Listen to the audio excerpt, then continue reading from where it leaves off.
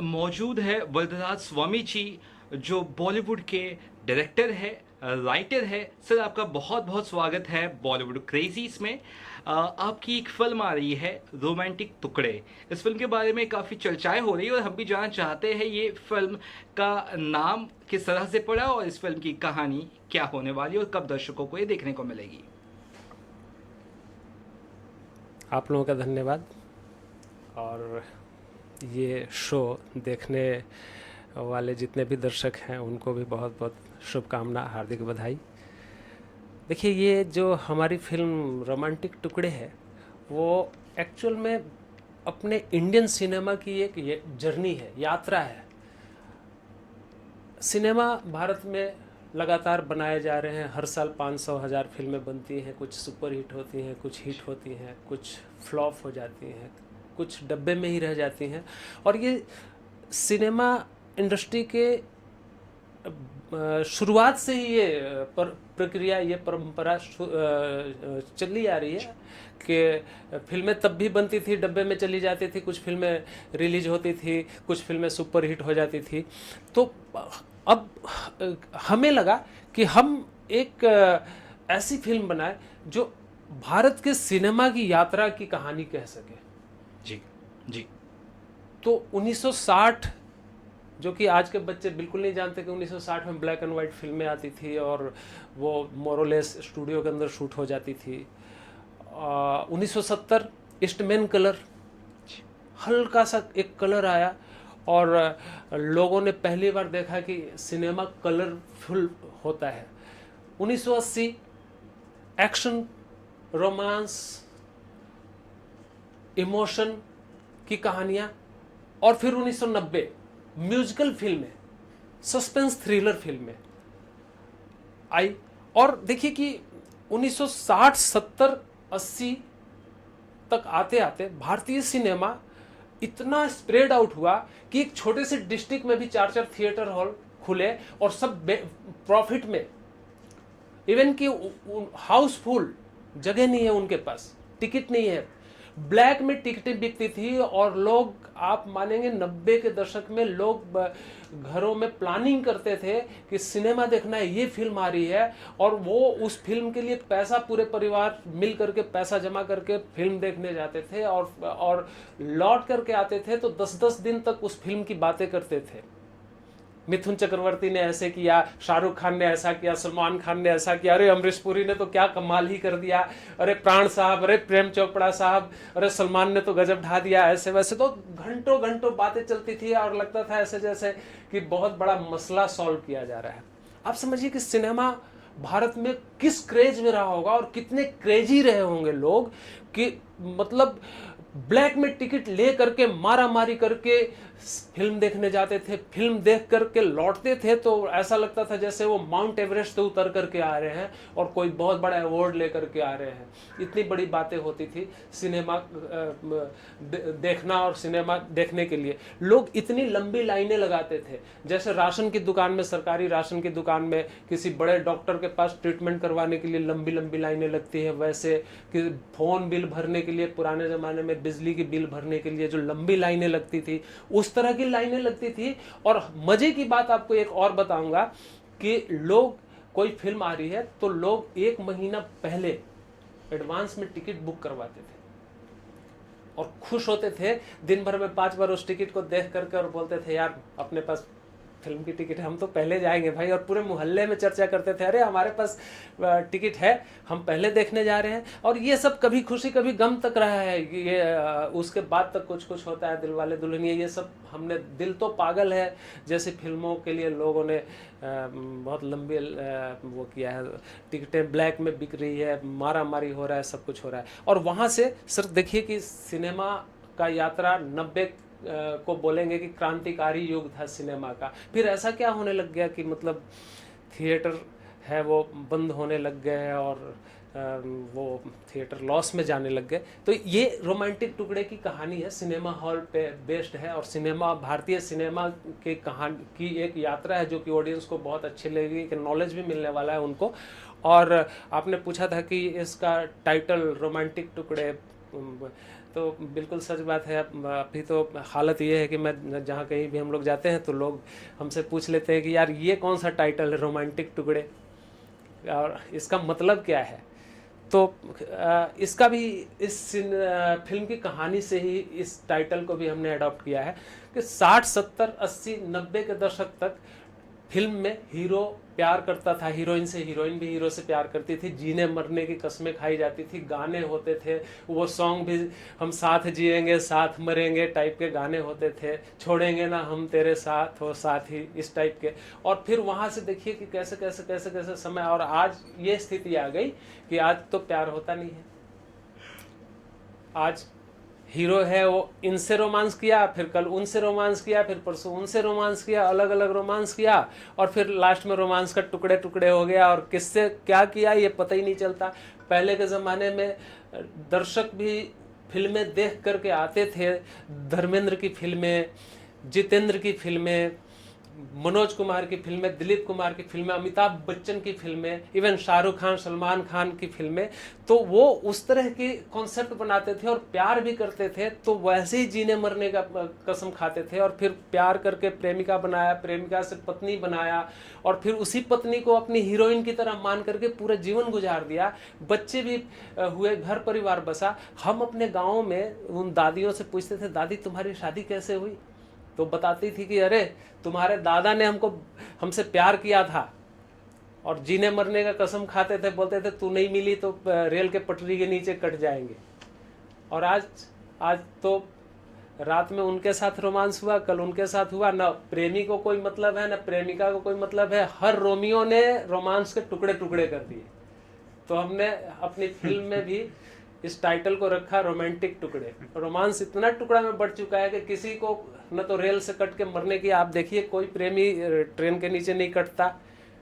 आज कभी भी आपको सुनने को नहीं मिलेगा कि दो प्रेमियों ने जहर खा लिया और मर गए, या कुछ ऐसा हो गया कि वो इमोशन ख़त्म हो गया। तो ये एक जर्नी है, कहानी है, वो 90 के दशक के सिनेमा हॉल से लेकर के 2024 तक के सिनेमा, भारतीय सिनेमा की कहानी है, और इसलिए इसका नाम रोमांटिक टुकड़े है। बहुत बढ़िया।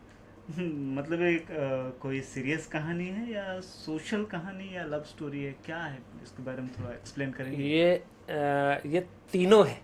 हम्म, सोशल कहानी है, सीरियस कहानी है, और लव स्टोरी भी है, तीनों है। क्योंकि ये बताया ना कि सिनेमा, भारतीय सिनेमा की एक यात्रा है, और उसमें ऑडियंस को जितने कलर्स की ज़रूरत होती है वो सारे कलर्स हैं, और एक सिनेमा को बनाने के लिए या सिनेमा के ग्रामर के अकॉर्डिंग जितनी चीज़ों की ज़रूरत होती है, जिन जिन ड्रामा की ज़रूरत होती है, वो सब कुछ इसमें है, और ऑडियंस के एंटरटेनमेंट का पूरा पूरा ख्याल रखा तो गया है। इसमें अलग क्या है? हाँ ये बात है, अलग क्या है, डेयर है, एक लड़की के डेयर है। लड़की है वो प्यार करती है, प्रेग्नेंट हो जाती है, अबॉर्ट नहीं करवाती, भाग जाती है, 9 महीने तक ट्रेन के यार्ड में डिसमेंटल डब्बे के नीचे छुप करके रहती है, और वहाँ बच्चे पैदा करती है, फिर जा करके सिनेमा हॉल में फिल्म में झाड़ू पोछा लगाने का काम करने लगती है, फिर मज़े में वहाँ पे रहती है, वहाँ पे फिल्में देखती है, फिल्मों से इंस्पायर होती है, फिल्मों से सीखती है, हैंगओवर होता है, और फिर वो अंत में इतना होशियार हो जाती है कि एक दिन वो बच्चे को ले करके और जा करके साबित करती है, बताती है कि मेरे साथ गलत हुआ था और तुम लोग मुझे मार रहे थे। तो सिनेमा जैसा कहानी, लड़की की भी कहानी सिनेमा जैसा, मतलब आप ये तय नहीं कर सकते कि यार ये कैरेक्टर सिनेमा का है या सिनेमा से बाहर का है, समाज का है या समाज का नहीं है, लेकिन समाज का कैरेक्टर है, और समाज से ही सिनेमा बनता है, सिनेमा भी समाज का हिस्सा होता है, मिरर है। तो कैरेक्टर को हमने उसमें एक तरीके से कैसे बोलेंगे, लड़कियों की चोटी की तरह कैरेक्टर को और सिनेमा को गुथ दिया है एक साथ। जानना चाहता हूँ आपकी जो अगली फिल्म है रोमांटिक टुकड़े, इसकी सोच विचार के बारे में बताइए। कब ये जन्मा सब्जेक्ट आपके दिमाग में, कब आपने सोचा कि इस तरह की फिल्म बनानी चाहिए, सिनेमा के लिए इस तरह का एक ट्रिब्यूट देना चाहिए? जानना चाहता हूँ सर आपसे। देखिए ये जो कबाड़ द क्वाइन के समय में जब हमने किया था, तो उससे पहले इससे कुछ ऐसी चीज़ें चल रही थी जिससे कि लग रहा था कि यार सिनेमा, इंडियन सिनेमा की जर्नी पे कोई एक फिल्म होनी चाहिए, और एक ऐसी फिल्म हो जो कि ऑडियंस को एक तरीके से डॉक्यूमेंटेशन कर सके।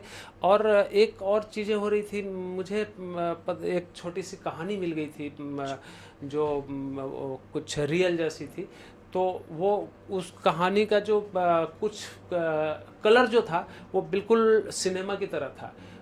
तो वहाँ से शुरू हो गई, चूँकि हमको इंडियन सिनेमा की एक जर्नी बनानी थी कि 90 में क्या होता था, 70 में क्या होता था, 80 में क्या होता था, किस तरह की फिल्में आई, किस तरह की नहीं थी आई थी। इवन आप इस फिल्म में रोमांटिक टुकड़े में आपको किसी हीरो हीरोइन की कमी नहीं खलेगी।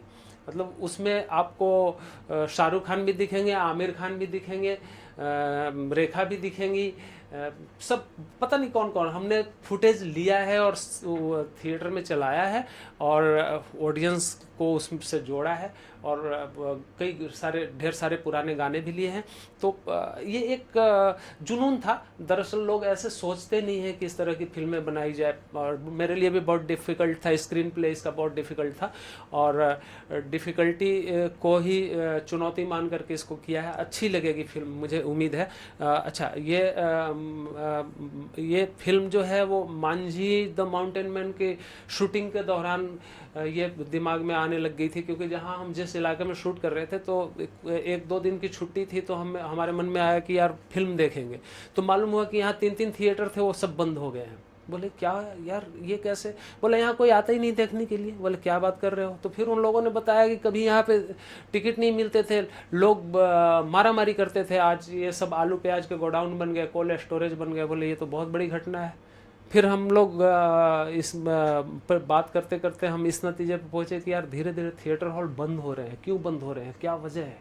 तो लगा कि यार ये तो एक स्टोरी है, अपने आप में स्टोरी है।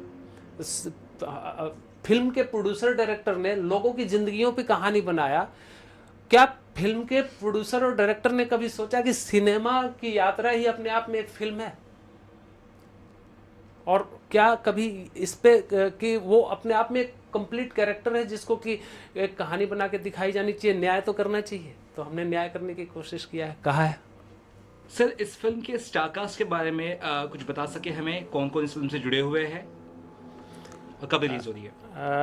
देखिए, ये तो बहुत बड़े स्टार कास्ट की फिल्म नहीं है, पर हमको बहुत बड़े स्टार कास्ट की ज़रूरत भी नहीं थी, क्योंकि फिल्म में सारे हीरो हीरोइंस हैं, चाहे पोस्टर के माध्यम से हों। इंडियन सिनेमा के जितने भी लगभग हीरो हीरोइन हैं थिएटर में फिल्मों के जरिए भी दिखाई देते हैं। तो बहुत नेम फेम तो नहीं है, न्यू कमर्स हैं लोग। और पंकज बेरी हैं, जानते होंगे पंकज बेरी, बहुत अच्छे गोल्ड मेडलिस्ट हैं चंडीगढ़ थिएटर से। और एक लड़की है निकुंज मलिक है, उसके बाद अमिया कश्यप हैं, वो भी थिएटर से हैं, बहुत अच्छे आर्टिस्ट हैं और बहुत अच्छा काम किया उन्होंने। एक विवेकानंद झा हैं, ब्रजेश झा, जो कि उन्होंने विशाल भारद्वाज की फिल्में की थी। अभी उन्होंने वीर सावरकर में सुभाष चंद्र बोस का रोल किया है, बड़े अच्छे आर्टिस्ट हैं। और बस यही सब लोग हैं, ढेर सारे। एक भक्ति पुंजानी है जो कि बहुत अच्छी मॉडल है और अच्छा काम कर रही है। उसके बाद छोटे छोटे न्यू कमर्स लोग हैं। कब तक हम देख सकते हैं इस फिल्म को? कहाँ रिलीज हुई, थिएटर में आई, कहाँ? ये देखिए, हम लोग इसको अगस्त में 3rd वीक को रिलीज करने के बारे में सोच रहे हैं। और इसको मेरे ख्याल से हम 200-250 थिएटर में रिलीज करने वाले हैं। अगस्त में हम रिलीज करेंगे इसको जी। रिलीज की तैयारी चल रही है सर इसकी। बलराज जी, मैं आपसे जानना चाहूँगा, आपकी फिल्म कहीं ना कहीं थोड़ा पैरेलल सिनेमा की फिल्म जैसी थोड़ी लगी, थोड़ा आर्टिस्टिक फिल्म है और काफ़ी डिफरेंट फिल्म है। ऐसी जो फिल्में बहुत कम आती है सिनेमा घरों में, बॉलीवुड में, तो काफ़ी चैलेंजिंग रहा होगा ये सफ़र आपके लिए। उस सफ़र के बारे में बताइए, कैसे ये फिल्म बनी, मतलब कितनी डिफ़िकल्टीज आई, कुछ अगर बता सके उस बारे में। देखिए, बात सही है बिल्कुल आपकी। आर्ट हाउस और कमर्शियल हाउस के बीच की फिल्म है, पर ऐसा नहीं है। जो फिल्म चल जाती है वो कमर्शियल है, जो नहीं चली वो आर्ट। आप कुछ भी बोल लीजिए, पर मज़े की बात है कि कोई भी फिल्म बनाइए डिफ़िकल्टी आती है। हमारी फिल्म में डिफ़िकल्टी इसलिए आई क्योंकि हमको यहाँ से मुंबई से बहुत दूर, करीब 2200 किलोमीटर दूर जा कर के शूट करना था। एक प्रॉपर, चूँकि बिहार की कहानी है ये और बिहार के एक छोटे शहर की कहानी है, तो वहाँ वो डिफ़िकल्टी आई। दूसरी बात है कि वहाँ पे हमारे पास बजट कम थे, तो उसकी भी एक प्रॉब्लम थी। तो ठीक है, पर हम जो चाहते थे, जैसा चाहते थे वैसा बनाया हमने। थोड़ी सी मेहनत लगी है, और मैं मान के चलता हूँ कि आप मेहनत करेंगे तभी आपकी चीज़ें अच्छी बन सकती हैं। वृंदा जी, एक और सवाल, आप की प्रेरणा सूत्र कौन है इस डायरेक्टर में? किसे आप किनकी फिल्में देख के आप इंस्पायर होते हैं, या आपने सोचा होगा कि मैं फिल्म मेकर बनूंगा, ऐसा कोई जहन में नाम? शुरू में तो बचपन में बंगाली फिल्में देखा करते थे, सत्यजीत रे की फिल्में देखा करते थे, ऋत्विक घटक की फिल्में देखा करते थे, वी शांताराम साहब की फिल्में देखा करते थे, गोविंद नाहलानी सर, श्याम बेनेगल की फिल्में देखा करते थे, केतन मेहता जी की फिल्में देखा करते थे। बाद में कमर्शियल सिनेमा का दौर आया तो फिर बी आर चोपड़ा साहब, यश चोपड़ा साहब, शक्ति सामंत की फिल्में। लेटेस्ट में फिर जो यंग जनरेशन में बहुत सारे डायरेक्टर आए जो जिनकी फिल्में अच्छी भी लगी और थोड़े से प्रभावित हुए। पर एक्चुअल में बोला जाए तो मैं इन्हीं लोगों से प्रभावित था, और बचपन में ही मतलब सिनेमा ने दिमाग पे असर कर दिया था कि यार बड़े होकर के फिल्म बनानी है, डायरेक्टर बनना है। जी, आप सिनेमा प्रेमी भी है, सीधी सी बात है। मैं आपसे ये जानना चाहता हूँ आखिर में कि सिनेमा बंद हो रहेगा, कोविड में तो काफ़ी सिनेमा बंद हो गए, सीधी सी बात है, आपने अभी उस बारे में जिक्र भी किया। तो क्या कुछ निवारण हो सकता है, सोल्यूशन क्या हो सकता है? सिनेमा जो बंद हो रही है, फिल्में जो नहीं चल रही है, एज ए डायरेक्टर क्या कहना है आपको? देखिए, सोल्यूशन ढूंढ रहे हैं। अब ये कह रहे हैं कि हम सिनेमा को रिवाइव कर देंगे, हम सिनेमा को फिर से री अलाइव कर देंगे। कैसे करेंगे री अलाइव? मुझे तो नहीं समझ में आता है कि आप कैसे कर देंगे सिनेमा को।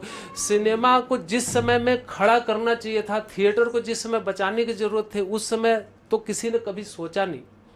न तो डिस्ट्रीब्यूटर्स ने सोचा, न प्रोड्यूसर और डायरेक्टर ने सोचा, न कभी किसी आर्टिस्ट ने सोचा। और अब जब लंबी दूरी तय कर चुके हैं, एक बहुत मतलब कहते हैं ना कि अब पछतात होत क्या जब चिड़िया चुग गई खेत, तो वो वाली बात हो गई। अब जब एक यात्रा हो गया है, और अब जब थिएटर ऑनर्स लॉस में जाकर के उन्होंने तंग आकर के अपना शट डाउन कर दिया है, और वो कुछ और धंधे में चले गए हैं, और जमाना बिल्कुल बदल चुका है, तो उसमें आप क्या रिवाइव करेंगे, कैसे रिवाइव करेंगे? कोई रास्ता, कोई समाधान, कोई सोल्यूशन के लिए हम सबको सोचना पड़ेगा। जी, ऐसा नहीं हो सकता सर कि आप 30 करोड़ रुपए लेंगे और एक उसके नीचे एक डायरेक्टर होगा, स्टार 30 करोड़ रुपया लेगा और डायरेक्टर 20 करोड़ रुपया लेगा और म्यूजिक डायरेक्टर 10 करोड़ रुपया लेगा, तो 100 करोड़ रुपया तुमने खा लिया पहले ही। बिल्कुल। तो फिर आप रिकवरी क्या करोगे, कैसे करोगे रिकवरी? ये कहानी है हमारी फिल्म की। जी जी, आखिर में जनता को क्या कहना चाहेंगे रोमांटिक टुकड़े के बारे में, और क्या अपील करना चाहेंगे? रियलिस्टिक कहानी है सर, और बहुत ही एकदम नियर अबाउट द लाइफ, एकदम करीब करीब ऑडियंस के दिल में उतरने की कोशिश किया है। और मैं दर्शकों को अपना भगवान मानता हूँ, शुरू से ये उनको बहुत रिस्पेक्ट करता हूँ, दिल से प्रणाम करता हूँ, और मैं ये कहता हूँ कि आप मुझे छोड़ना मत।